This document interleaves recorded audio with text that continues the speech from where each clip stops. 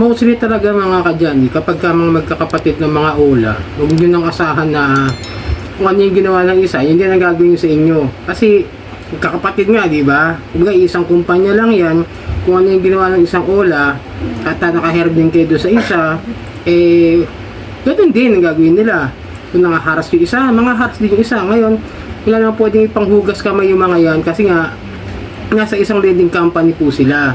So, yung pag-usapan natin yung isang lending company na ito na tinatanong sa akin nung isang subscriber natin. Alright, welcome back mga kadyani. Itong nilingkod kadyani ng Janitor TV. Ito ang Jani Dep, usapang utang, usapang ula. So mga kadyani, bago ang lahat, maglalambing lang po ako. Pakipollow na lang po ng aking mga social media account, ang Facebook, TikTok at itong aking YouTube channel. At pakilike na rin po, share, hit nyo na yung notification bell para updated po kayo sa mga videos na ginagawa natin dito about sa usapang ula. So yun mga kadyani, may nagtanong kasi sa akin dito na silipin ko raw si Microdot Lending Company. So ito, tanong niya, boss, pasilip din sa SEC yung Microdot Lending Company na under po nila si Instant Loan at Credit Peso kasi iisa po company nila. Hindi naman niya tinanong kung anong dahilan kung bakit niya pinapasilip.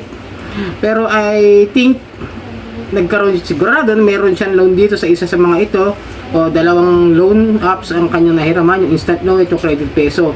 Kasi tinignan ko siya, ito po updated list of online lending platforms na nakaregister sa SEC as of October 8. Ibig sabihin updated po ito. Ito po ang sinilip natin, yung magkakapatid na yan, yung Microdot Lending Corporation. Ang magkakapatid na yan is The Credit Cash, The Credit Peso, Cash Baka, Cash Mabilis at Go Peso. Ngayon, nung nabanggit niya kasing isa, si Instant Loan, wala siya rito ngayon sa list of OLA niya ng online lending platform, ito Microdot Lending. Hindi ko rin alam kung bakit wala doon. Pero nung tinignan ko sa Play Store, andun naman siya at active siya at yun nga, nakalagay nga na Microdot Lending Company siya, nakakasali, kapatid din po siya. Hindi ko sure kung ba't wala kasi katulad nung iba, yung sinabi ko sa inyo, diba, yung sa Pera4U na under po ng U-Peso is wala rin naman po yung mga kapatid niya, yung Pera4U, yung Pera Lending, tsaka yung Loan Moto, wala po sa list ng mga kapatid ng mga hula na yan. Pero under pa rin yan ng U-Peso. Ito, tulad nito ni Instant Loan, under pa rin yan. Pero hindi nga lang ako sure kung bakit wala. No? Hindi ko kaya i-explain kasi wala naman nakalagay rito kung bakit wala sila. Wala namang i-explain si SEC kung bakit wala yung kapatid niya Instant Loan na yan. Pero I think kung ano man yung problema nyo rito, no? Sabi ko lang, kung ano yung ginagawa ng isa, yun din yung gagawin ng mga kapatid niyan. Maaring may loan kayo, maaring ina-allocate din kayo niyan. Siyempre, may kakapatid yan eh. Pag kayo hindi na nakabayad, ang ginagawa ng mga magkakapatid yan, mag-aalok ng loan. Magte-take sa inyo na pahihiramin kayo, na 100% approved, na bibigyan kayo para na mabayaran yung isa. Magkapatid yan paano nyo masisigurado na mawawala yung utang nyo ron sa isa at hindi kayo mamamroblema doon sa isa, diba? Sabihin mo na nagtapal kayo ron, pero I doubt na kapag tinapal nyo yun, mawawala na po yung inyong problema sa mga yan. So buting gawin nyo na lang is bayaran nyo na lang kung may pambayad kayo, kung hindi pa kayo na-due date o kung may pambayad kayo sa mismong araw ng ng inyong loan, ng due date ninyo, bayaran nyo na lang. Pero tandaan nyo, kung hindi nyo kayang bayaran naman, payo ko lang, huwag nyo piliting mangutang o huwag nyo piliting utangan yung mga kapatid. Kasi kung may issue kayo dito, kung mataas yung interest, siyempre mataas din ang interest ng mga kapatid, di ba? Doon na lang yan, basic lang yan mga kadyani. Hindi kasi niya tinuloy kaagad yung yung question niya doon kung ano yung problema niya rito, kaya hindi ko alam kung ano. Pero siguro yung mga taas ang interest sa maaaring isa sa mga tinatanong niya, kung nangaharas ba, hindi ko rin sure kasi wala naman siya sinabing nanghaharas pero maybe o possible na nangaharas dahil may mga issue nga itong mga kapatid na itong mga cash mabilis, para narinig ko na rin na merong issue, pero hindi ko masyado na anuhan kasi ang kilala mga nagba-viral ngayon sa Ula Victims Community, yung Mocha-Mika, kami-haming ito. Yung Mocha-Mocha, yung Pera4U, saka yung iba. But this one, no, hindi ako masyadong nakakaano. Comment nga kayo mga kadyani kung nakaranas kayo ng harassments dito, no, kay microdot lending. Kung alin man dyan, akala ko yung ito, yung last year na na-raid. Magkaiba nga pala yun. Yung Philippine Microdot na wala na ngayon dito sa SEC list na mga online loan apps. Kasi last year meron na raid di ba? Yung sa may Quezon City, yung na-raid ng NBI, yung Philippine Microdot, yung pautang peso, kung maalala ko lang, no. Gagawin ko na video sa isang channel ko.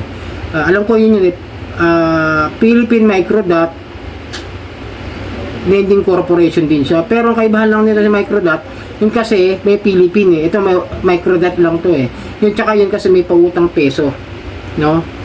Pero ito wala. Pero kung nagka-loan kayo diyan, tandaan nyo, asahan nyo na yung harassments, asahan nyo na yung tax interest, at kung meron kayo reklamo, pwede naman kayo mag-complain, mag-file ng formal complaint sa SEC. Mag-update na nga rin pala si SEC ng kanilang formal complaint. Mas mapapadali yung pagpapal nyo ng complaint kaysa do sa last na nag-email kayo. Ngayon magkakaroon sila ng parang iMessage. I-update ko kayo bukas kung paano sila kung ano in-update ni SEC, no, paalala ko lang. Kasi mas okay yata yun na nabasa ko yun, yung in-update ng SEC. Ngayon, tandaan nyo, kung may utang kayo dito sa mga ito, Microdot Lending Corporation, ang kapatid niyan, ulitin ko, magkakapatid, Credit Cash, Credit Peso, Cash Baka, Cash Mabilis, at saka yung Go Peso. Tapos yung isa, yung instant loan, bali 6 sila kasi wala lang dito sa listahan, no? Kaya hindi ko sure kung ano yun, kung bakit wala. Basta tandaan nyo, kung may problema kayo dyan, kung meron kayong issue dyan, tayo nyo ng complain. Kung may harassment, pwede naman po kayo dumiretso ng PNP tsaka NBI. It depends kasi papasa rin naman nila kay SEC yan kung may mga problema kayo sa mga ulan yan. Sinilip ko lang kasi sabi kasi silipin ko raw, sinilip ko lang. Hindi kasi inyo tinuloy kagad yung tanong kung ano problema nyo. Ang hirap kasi manghula kapag gaganito yung mga tanong, di ba? Mahirap mahirap mag-speculate kung bakit kayo nagtanong kung ano yan. Kung meron nga kayong problema, tandaan niyo, save nyo na lang yung mga harassment sila.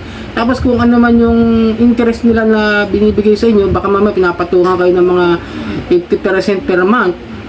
Diba? Mahirap din kasi yun. Paano mo mababayaran kung 50% per month? Tapos meron pang araw dyan na nabasa ko, parang 500 a day, tsaka 1,000 a day yung overdue. Matindi naman yun. Parang binuon mo na talaga sa utang yung tao kahit na labag na. Kung meron kayong dyan, issue sa mga yan, tandaan nyo, yun lang po ang pinaka the best na may ipapayo ko sa inyo. File a formal complaint. Ngayon, kung hindi pa naman kayo review at kaya nyo bayaran yung utang ninyo, kaya for 7 days ba yan o for 1 month? Di kasi yun yan medyo susunod pag mag-comment kayo, no, buuin nyo yung tanong para masagot natin, ma-explain natin na maayos kung ano yung mga problems ninyo about that. Kasi minsan mahirap manghula ng sagot. Basta magkakapatid po yan, anim po yan na magkakapatid. Basta ingat na lang po kung sakasakali, medyo kung may problema kayo, hindi nyo kaya rin yung harassment sa itong mga to, palit SIM card muna kayo para samantala. Hindi ko sinasabing habang buhay kayo magpalit Kasi nga sabi ko, magpalit muna kayo pansamantala kung hindi nyo kaya yung harassment sa mga yan, kung hindi nyo kaya harapin yung mga sasabihin nila, kung hindi nyo kaya pakinggan. Tapos kung may problema kayo sa mga kaibigan nyo na hinaharas nila, kausapin nyo, tapos sabihin nyo na nakahiram lang, aminin nyo na lang na nakahiram kayo, no, na hindi nyo alam na gano'n yung ginagawa. Totoo naman kasi lalo at ngayon marami pa rin nabibiktima nito mga to, ng mga baguhan, newbies. Kaya hindi ko alam kung baka newbies din kayo, kaya pinapasilip nyo sa akin kung ano man. At baka mamaya inaalok din kayo nitong ulan na ito ng mga kapatid niya para mag-loan kayo sa ibang ulan niya. Para dun yung trap. Trap po yan Baka painan lang kayo niya, kunwari tutulungan kayo niya, pero totoo, binabaon lang kayo sa utang. Ingit kayo sa mga ganong klase ng modus sa magkakapatid na ula. So ay mga kadyan, sana natulungan ko kayo. Sana bigyan ko kayo na linaw na kung ano yung mga kapatid at kung ano yung mga gagawin nila dyan, kung ano yung pwede nyo gawin kung sakasakaling kayo maharas o magkaroon ng problema dito sa mga instant na sa mga ulan, mga instant sa gagawin nila, no? Hanggang sa muli mga kadyan, itong nilingkod ka dyan, Janitor TV, ito Johnny Depp, usapang utang, usapang ula, sarang hamnida po.